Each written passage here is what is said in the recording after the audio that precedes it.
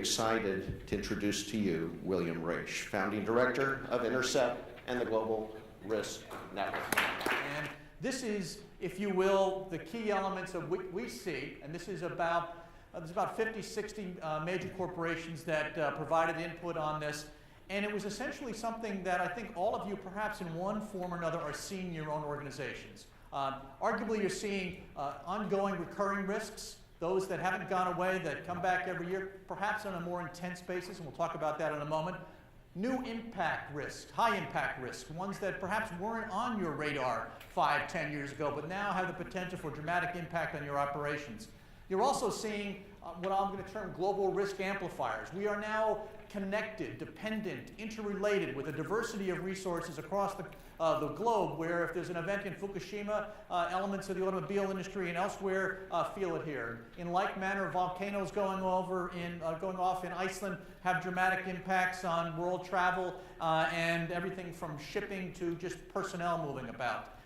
Finally, what do we have? We've got reduced defenses. We are in an environment in the aftermath of the 2008 global meltdown where we have less headcount, lower really resources and capabilities to arguably address what is an increasing risk challenge. I've touched on some of these, but I want to just, I think each of them worthy of maybe 30 seconds or minute amplification. What do we have? We've got, irrespective of how you feel about global warming, we have, in essence, intensifying particularly severe weather events, hurricanes, tornadoes. Floods, arguably, statistically, in Asia are arguably the most impactful event, whether they're part of a hurricane, a tornado, or other, in that case, a typhoon in those areas. Similarly, we have volcanoes, as I mentioned before. We have earthquakes. We've got increasing dependencies also on communications, blackouts. Many of you remember in somewhat recent past arguments, or elements, I should say, of challenges that Research in Motion and BlackBerries had in terms of their own outages. We certainly remember the big Northeastern blackout. These are arguably recurring, but in many ways intensifying risk for all of our operations. We also have things, as I mentioned earlier, aren't or were not on our radar 5, 10 years ago. Cyber thefts, hacktivism. We see a level of industrial espionage, those of you that have IP that need to be protected, that to my mind is outright warfare, and it just hasn't really hit, if you will, the media attention. But a tremendous amount of both nation-state sponsored industrial espionage as well as elements of more commercially driven. We certainly have systemic financial risks, things that banking systems that we just thought were golden, certainly are now arguably shaken to their core.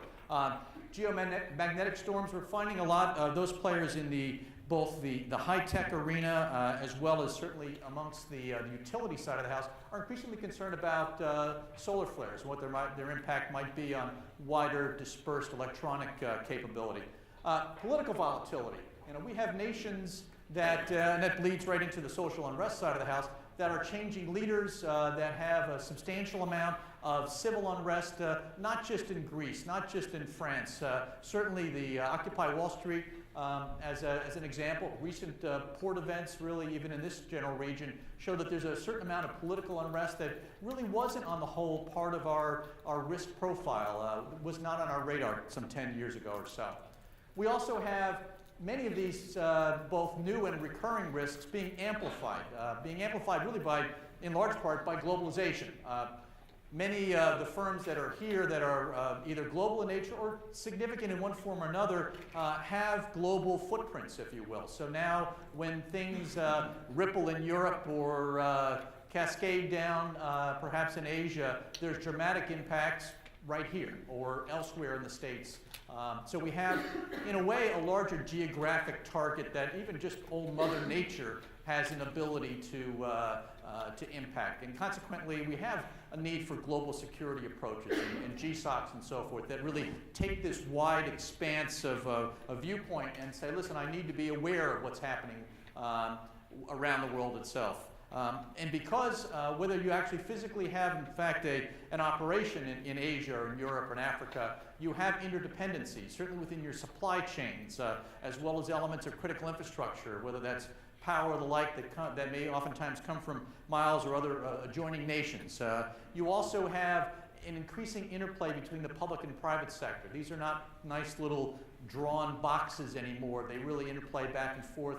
Private sector provides arguably capabilities to the public sector and vice versa, and consequently we are very much interwoven. Part of that's good for resilience. It's also, quite frankly, a risk. It is one that we will feel increasingly, I think, the ramifications on as we go forward.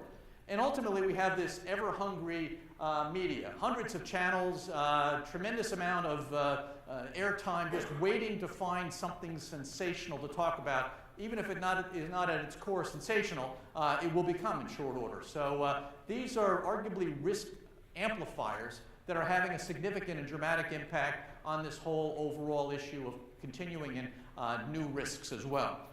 Add to that essentially what is reduced defenses, a situation where you have lower headcounts, you've got less resources being spent on risk assessment, less capabilities really focused on addressing those risks through risk treatments and so forth.